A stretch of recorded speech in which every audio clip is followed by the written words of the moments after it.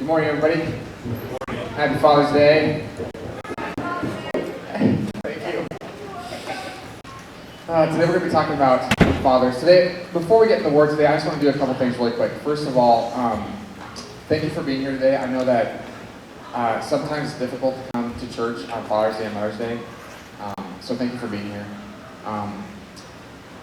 I've heard some people say this. I hate my dad. I had a terrible time with him. Why would I ever want to consider God to be my father? And so oftentimes we don't want to come to church on Father's Day because we talk about God being our father. And what I want to do is just say this. First of all of us can come together today knowing that God truly is our Heavenly Father, who is the perfect Father. And I don't know what your background is. I don't know what your dad did to you, if he was a great dad or a terrible dad. I don't know. But I know that we can rely on our God. I know he will never leave you, he will never forsake you. He showed all of the entire world unconditional love by sending his son Jesus to die for us. And then Jesus came and he did this. He died for our sin, but he also did something that is even equally as amazing, I think, and that is he revealed the Father to us. And he says that only the Father knows the Son, only the Son knows the Father, and those to whom he chooses to reveal him. So today I know this, that Jesus wants you to know who the Father is. He says, I'm the way, the truth, and the life. No one comes to the Father but through me. And that's how we get to know who the Father is. And why I'm saying that today is because of this. You might feel sort of orphaned on Father's Day, but you don't have to. You can come to the Heavenly Father and be given a new name and made a new creation because of the blood of Jesus that he gave for us on the cross so long ago. Today I hope that you're not in a bad spot. I hope you're not upset because of Father's Day. And I pray that you're given a new name today. I pray you see him as our Heavenly Father. As we go into the Word today, I'm going to speak directly to the dads in here. I usually don't speak to fathers on Father's Day. Isn't that weird? I've looked back over the past few Father's Days, I'm like, oh my gosh, I haven't spoken to the fathers. I've just spoken about God being our Father, I think I preached to the wives one Father's Day, and then I preached to the fathers one Mother's Day or something like that. Like, I don't know. I was like, what was I doing? But today I'm going to preach directly to the dads in here. And moms in here, you have just as much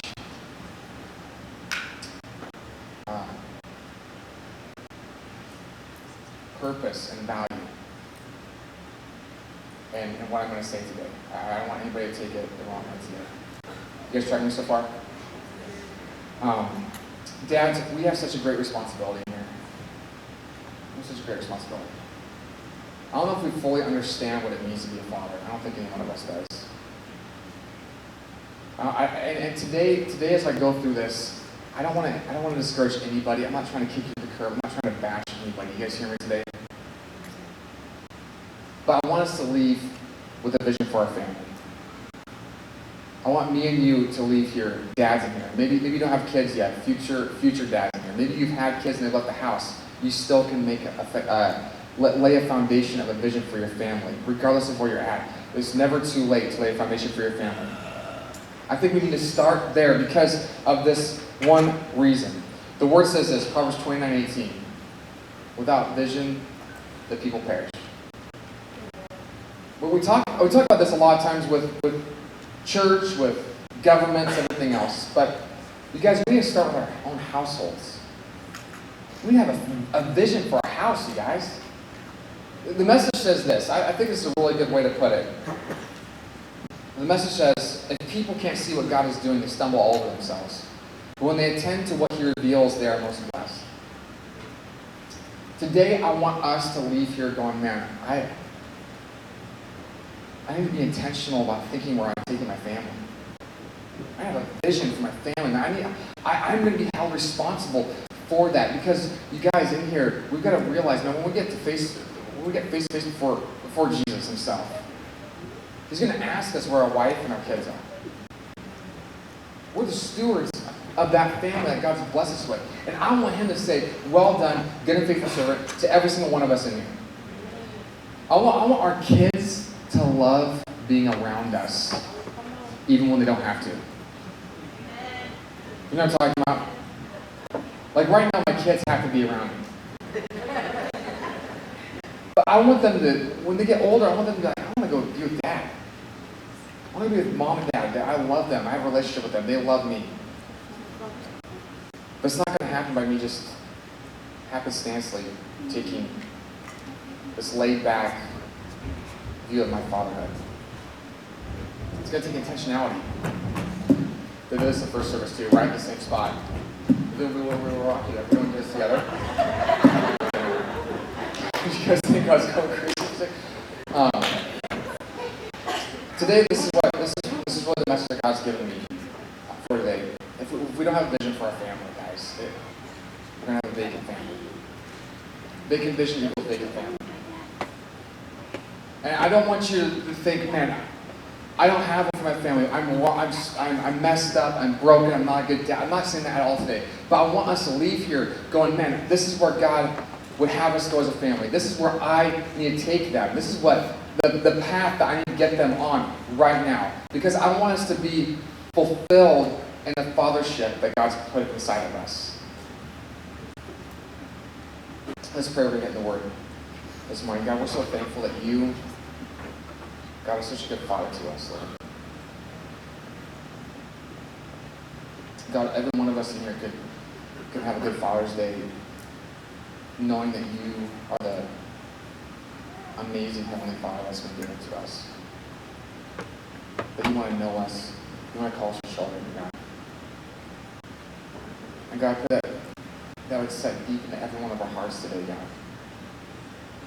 That we would know that you are our dad.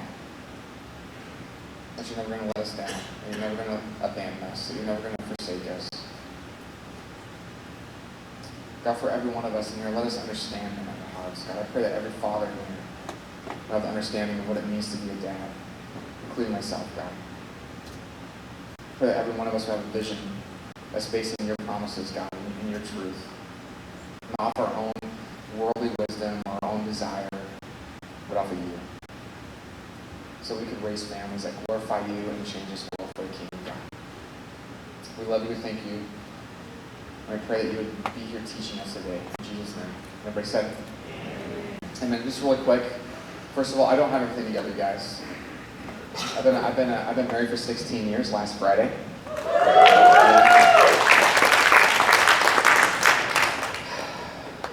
It's been awesome. And I've been a dad for 14 years, I think. Close to. 13 and a half. No, 13, 7/8. About.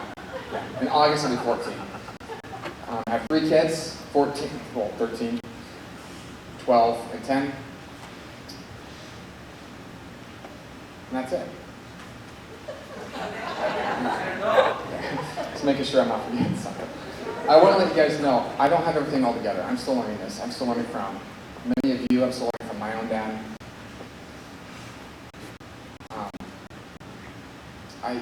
I was convicted when I started putting this together because I realized how unintentional I've been with my family. I almost don't want to preach this because I'm like, man, I think I know where we're going, but at times I get off track with it. You know, I start pursuing my own desire. I start pursuing the things I want my family to be.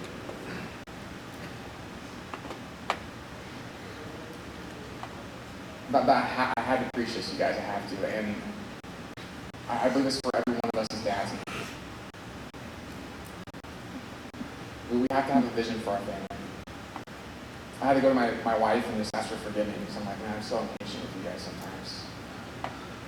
I'm so unintentional with my time with the kids. I'm so,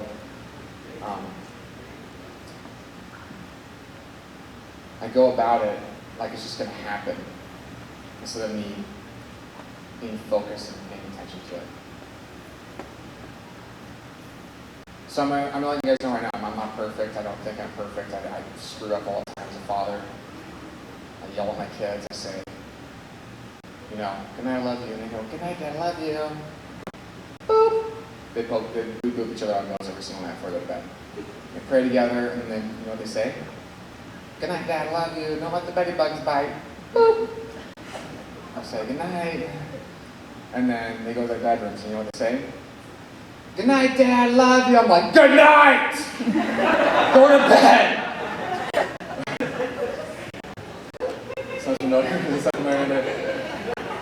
I'm not perfect, okay? This happens a lot. So I'm sorry. There's a lot of times when they want to hang out with me, and I'm just like, I'm too busy right now. There's a lot of things that I'm still working together. And I'm trying to let God work through me. But I know that all of this will not take place without a vision for my family.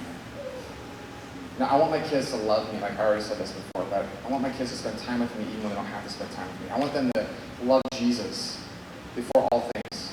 I want them to love the church so greatly that they'll do whatever it takes to pursue expanding the kingdom of God. I want them to have relationships in here that are healthy with you and your kids. And they love you guys, and they want to be a part of your life. They're not scarred by the church, they don't hate the church, they don't run away from the church. I want my kids to just be passionate about the things of God. Now, I know that they have their own decision to make. Your kids have their own decisions to make, and we all have our own decision to make. But I want to have the vision that guides my family until they have that decision to make. I want to be intentional about the creative future of my family. That's really what vision is creative thinking for the future, creative planning for the future, and how you're going to get there. How are we doing that in our families? You see, God has a great, amazing vision for every one of us in our life. He says, I know the plans I have for you, plans to prosper you, not to harm you, plans for a future and hope for you.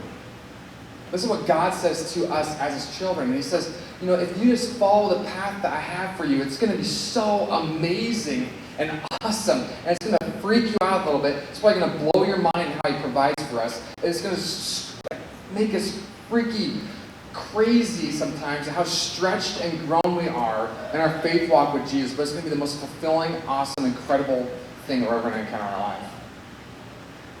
And at times we go, okay, yeah, I know God, you have that vision for me, but I want to do my own thing because this looks really good right now. I'm going to go this way.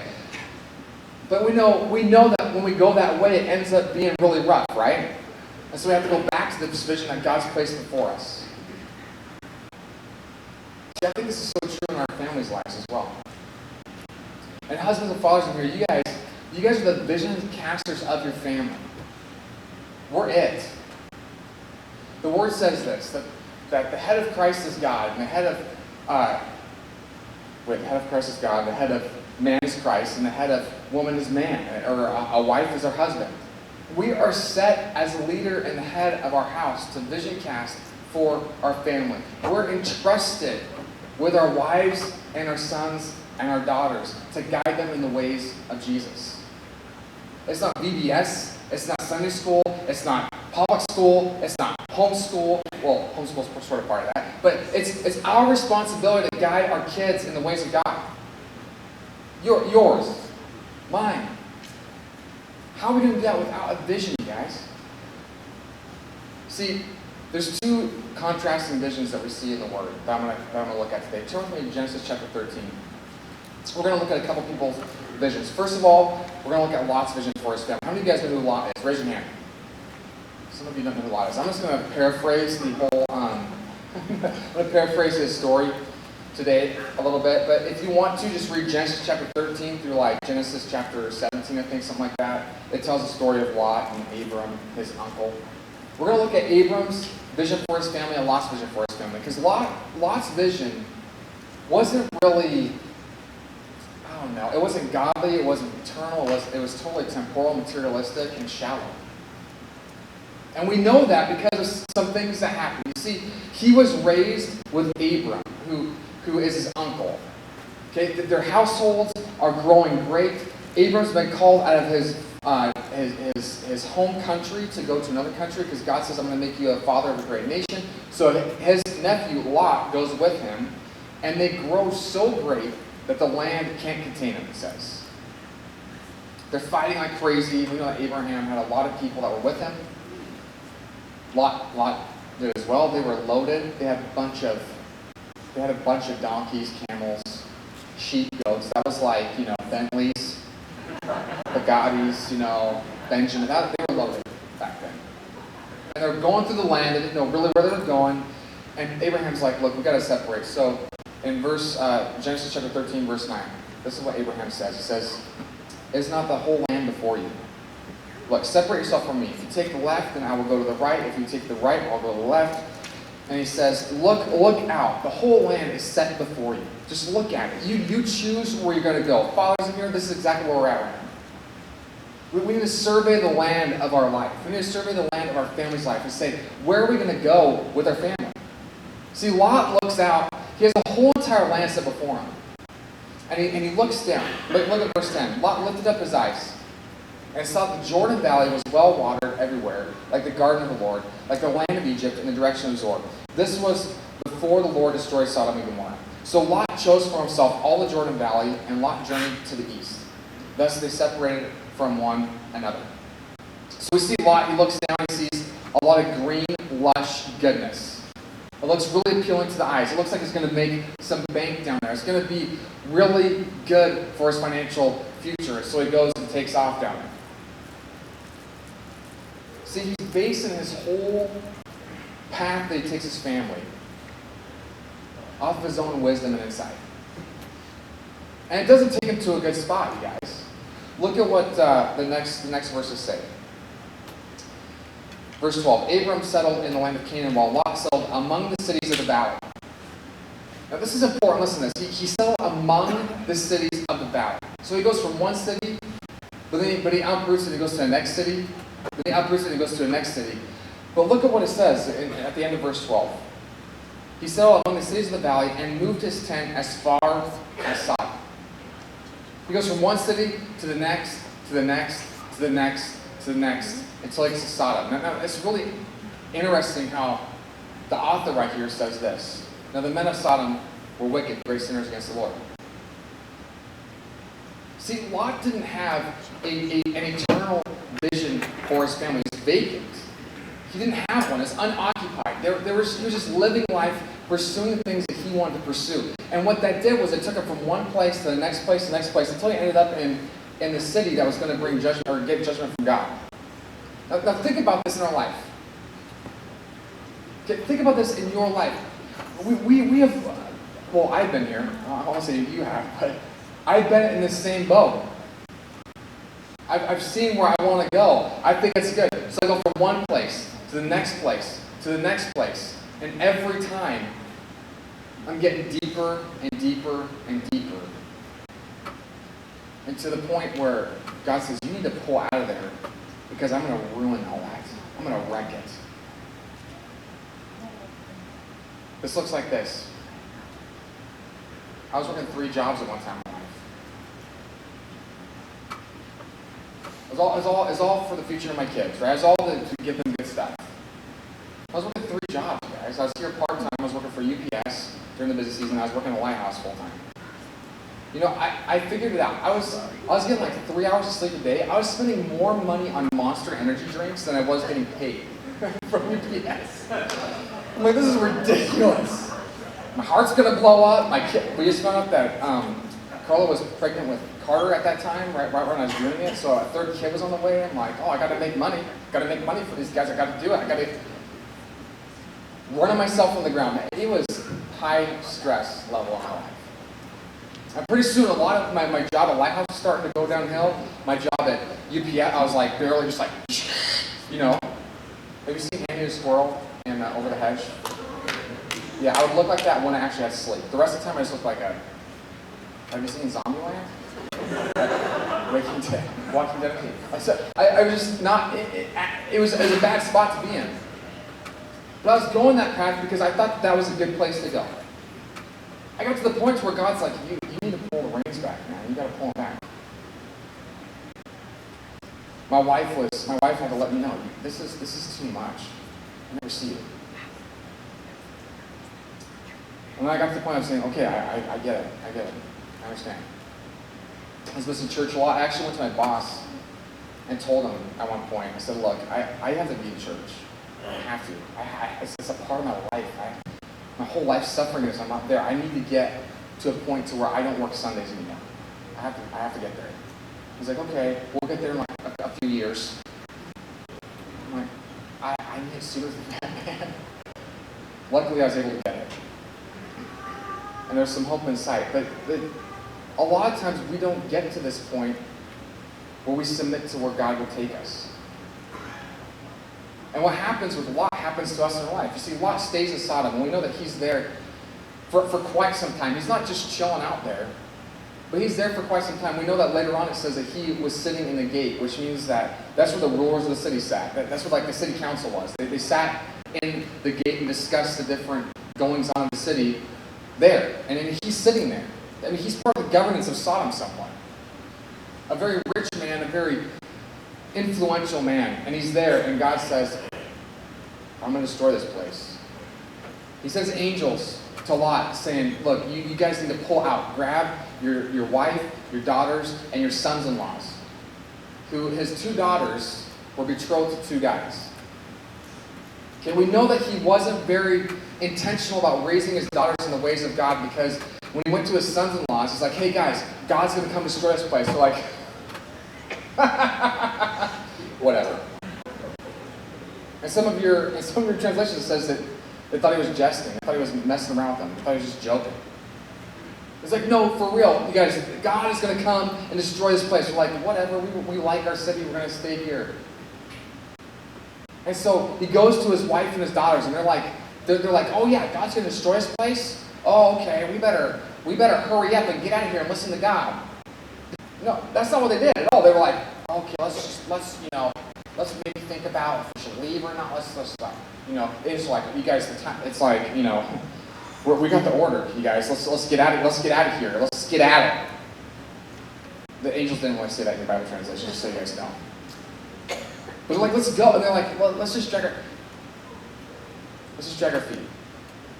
Finally, the angels say, we're moving now. And they take Lot and his wife and his two daughters, and they start leaving the city. His future sons-in-laws are left there. They're betrothed to his daughters. And they give him one command. Just one command not to do something when they're leaving. You guys remember what that command is? Don't look back, right? Don't look back. But she's like, it's like a train wreck. It's like a train wreck, Gabriel. I gotta look. I just gotta look. I just gotta do it. And what does she do? Lot's wife looks back. She turns to a pillar of salt. We all know the story. So Lot just leaves with his two daughters. And they had a great life. No, that's not where it ends, is it? He still didn't have a vision for his family. What does he do? He goes up into the hills. I know that you guys are probably not going to believe me that this is actually in the Bible, but it is. Reading the Bible, they go up in the hills, and his daughters are like, hey, there's no one around here to carry on the family name. Let's get Dad drunk and sleep with him so we get impregnated by him. And then Jerry Springer shows up in Genesis. This really happens. He didn't have a clear vision for his family. And this is what happens. We know the Ammonites and the Moabites, they come from this lineage. But you see, he didn't raise that. He wasn't intentional about, guys, we're going to love God. We're going to base our whole way of life off of the promises of God, off of His eternal truths, off of His principles, to where we're going to glorify Him and serve Him with everything we have within us. It was just happenstance. It was just like, maybe this will happen. And we see that it ended up being in a rough spot really, really quick. He lost everything in a day. See, I don't want any one of us in here to lose everything in a day, guys. See, if we have vacant vision, we'll have vacant family. Just like Lot. But if we have godly vision, we'll have godly family. See, Abram, on the other hand, had a different vision for his family. Abram's his uncle. Lot was even raised in his household. And Abram has an eternal vision given from God. See, God called Abram when he was living in his homeland. He says, I want you to come out. I want you to go to this place. You're going to be a father of a great nation. He doesn't have any kids. He can't have kids. His actual name means exalted father, Abram. But God changed it later on to Abraham, which means father of a multitude. And the word says this in Genesis chapter 18, verse 19. I have chosen him, speaking of Abraham, that he may command the children of his household after him to keep the way of the Lord by doing righteousness and justice, so that the Lord may bring to Abraham what he has promised. You see, God chose Abraham because he had the heart of a father for his household. He wanted to raise his kids in a godly way. He brought discipline. He brought guidance. He didn't forsake them. He didn't abandon them. He walked side by side with them. He pursued God even when everybody thought he was crazy. He left his homeland to go to a place he didn't know where he was going. He even gave Lot a choice to pick the spot where he's going to settle. Did you notice that when we read in Genesis chapter 13? He says, hey Lot, I know God told me that he called me to this place, and he said, I have this whole land that he's going to give me, but you choose where you're going to go. I'm going to go the other way. You know what that tells me about Abraham? He trusted God. He's like, I know Lot's going to have a choice, but God is going to be faithful to me. He's going to bring this through to the end. I trust his vision for my life. And so he let Lot choose where he's going to go. He even, when he gets the son of promise, you guys, Isaac, which he had when he was like, I think he was 199 or something like that. So those of you in here who might be like struggling because, you're not married yet, you're 20 or something, look at Abraham, okay? It's going to be okay. You still have hope. It's all right. Someone's there for you. See, he's like old. And Sarah's old. And God comes to them and he says, I'm going to come back and you're going to have a child by this time. Sarah's like, whatever. And God's like, why are you laughing at me? She's like, I'm not laughing at you. He's like, yeah, you are. She's like, no, I'm not. Some of these stories in Genesis are just ridiculous, aren't they? You're like, are you serious right now? I mean, God's speaking to her, and she's like, I'm not laughing. Oh, yeah, you are laughing. And this is what happens. She gets pregnant with Isaac.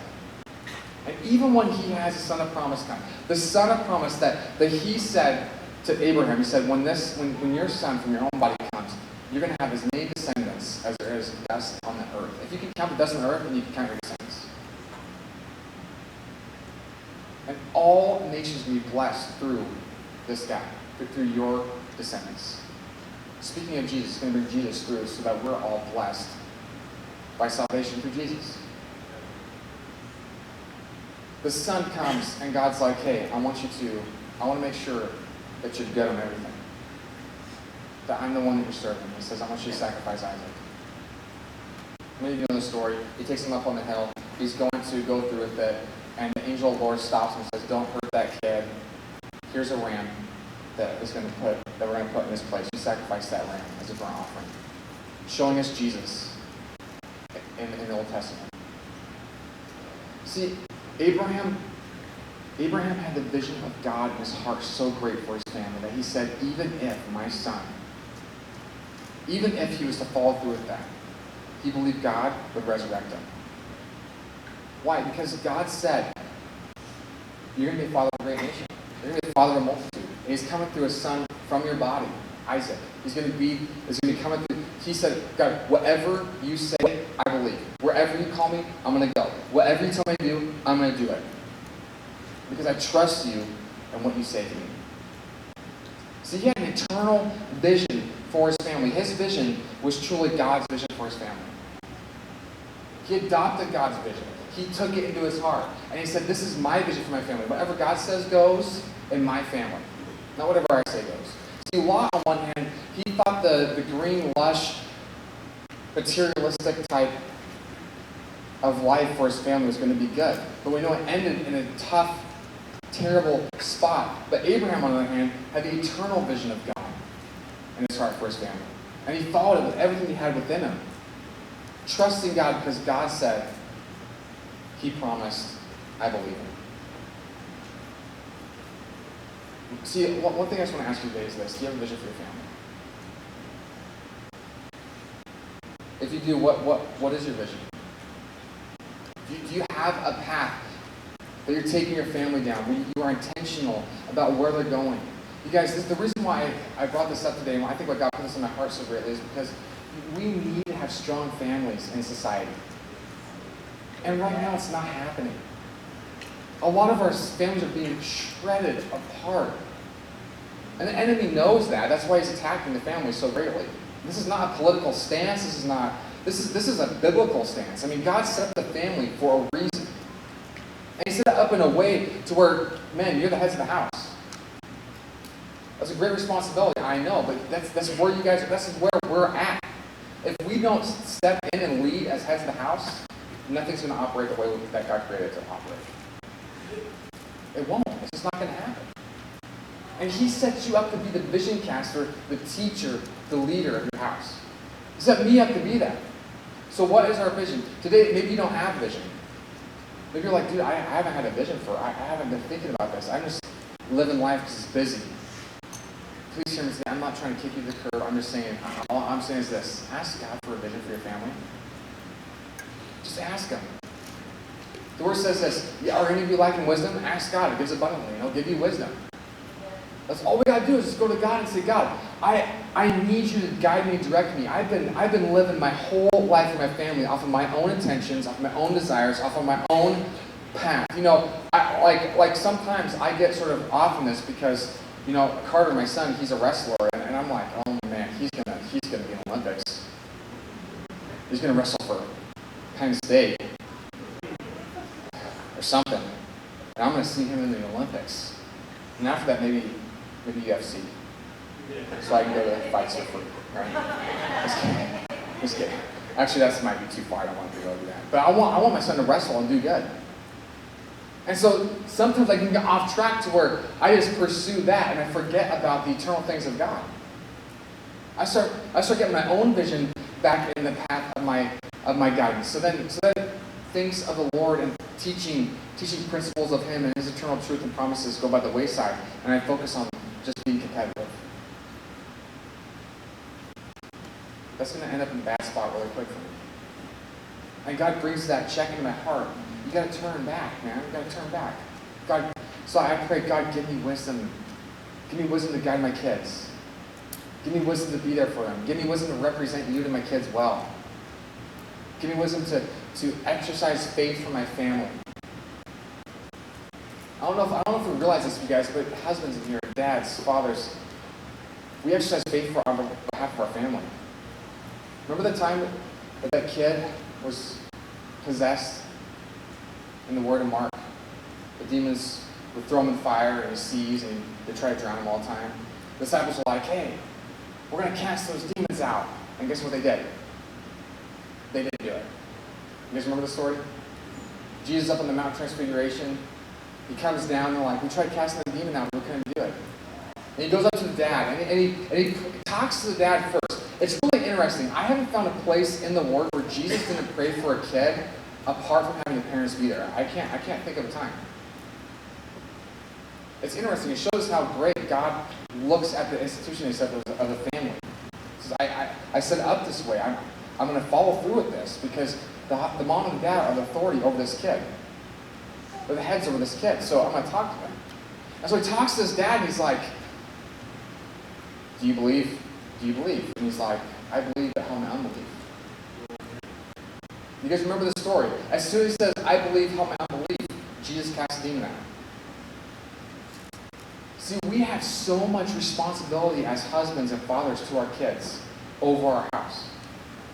And God respects that. He trusts that. He works through that. So it gives us a great responsibility to follow after Him and be on His path. If you don't have a vision, ask God. Ask God for vision. Maybe you just don't care.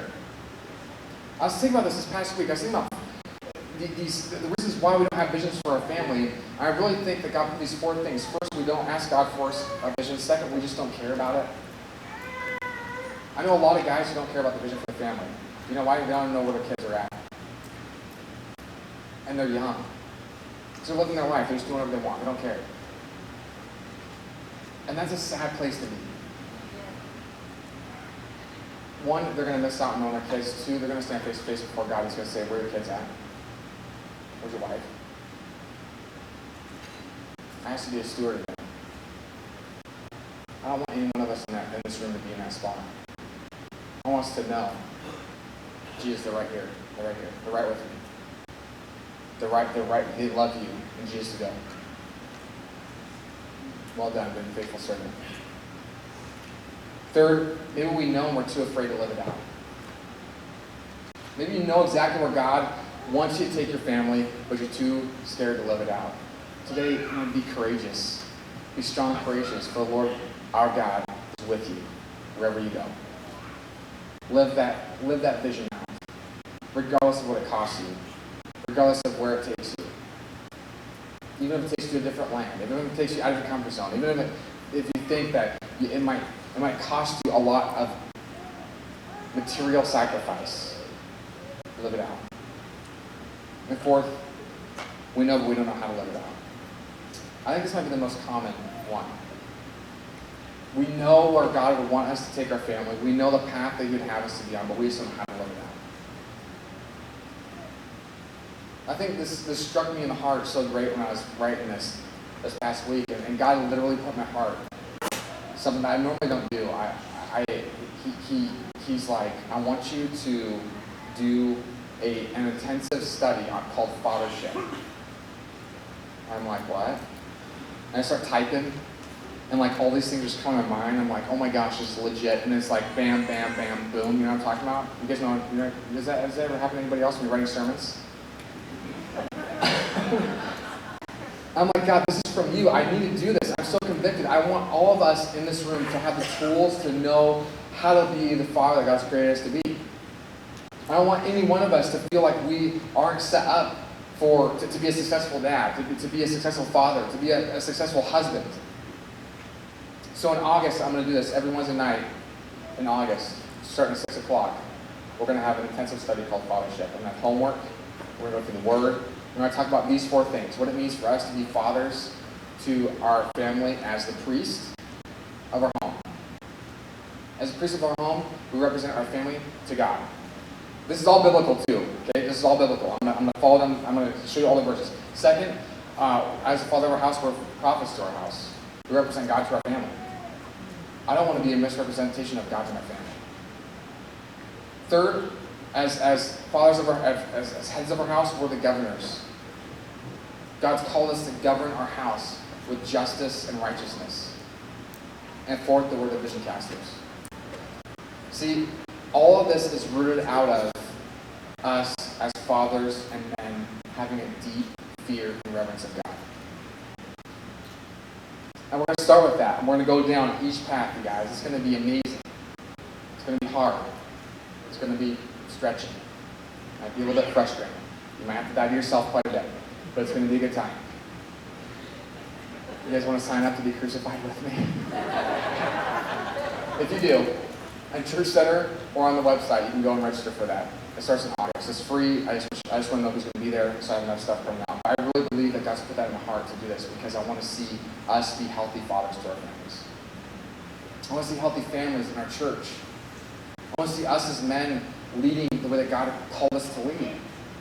So our kids look up to our example and know who God is truly because of what we've represented to them.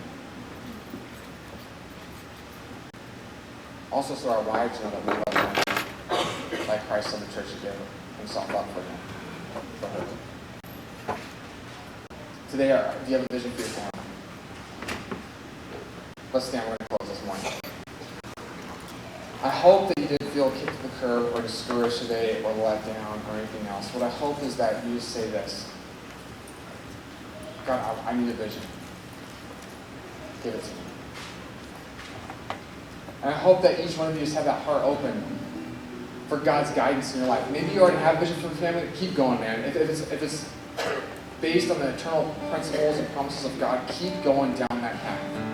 But maybe God's showing you that maybe your vision for your family is rooted and based out of your own desire and your own path that you think is the best thing for your family. I think that's great to dream for your family, but it should be based off those principles of God. It should be based off His promises. If it goes against any of those, is that of God? I don't think it is. So just look at that, guys. Look at that and say, God, I need your guidance. I need your help. It might lead you to repenting. I'm sorry, that was so hard of me. Repenting, yo. It might lead you to having to repent. I had to repent this past week to my family because I know that I'm impatient and I'm abrasive and I'm not intentional about spending time with my family from time to time. And sometimes I get so consumed with church work and with household projects and with trying to get some, more success and money or something else. And I start getting consumed by those things instead of spending time with my family. And I had to repent to that. I say, guys, please forgive me. Maybe you guys put something in your heart to ask your family to forgive you. And I want to say this to you. Don't ignore that. Go to them and just ask them, please forgive me. Die to yourself. Watch the newness of life of God come into your family. Because a godly vision brings godly family. Amen? Let's pray together. God, we're so thankful that we can be guided by you. God, that we can get your wisdom. God, you designed a family. God, you designed what it means to be a father. And God, we pray that we would understand that because you revealed that to us. God, for every dad and husband, God, I pray that you would guide each and every one of us. That you would give us your wisdom and insight for our family, specifically for our kids, for our wife, God, to where we can lead them the way that you would have us lead them, God. So we would take them to the place that you want us to take them, God. That we'd survey the land that's before us today, God. And we'd go to the area that you call us to, not to the area that looks good, the area that you call us to. And you give us the courage to walk to that place, God. That's going to be tough, I know, but God, we know that your eternal promises, your eternal vision for our family, God, those withstand every circumstance of life. Our guidance, God, our purpose, our desire, it doesn't surpass the circumstances of life, God. It fails from time to time. Things come away, things get taken away in a day like Lot. We want the Abraham vision for our family. We want your vision for our families. God, show us what that is. God, we love you. We thank you so much. You are our Father. Reveal out to each and every one of our hearts today as we leave this place. In Jesus' name. Everybody said, God bless you guys. Happy Father's Day. We have some candy for you or something out there. Grab some. And next week, come back, bring a friend. We're going to have Dave Walker here giving us an update of what's going on in Russia. And it's going to be a great time. So come back for that. God bless you guys. Have a great Father's Day.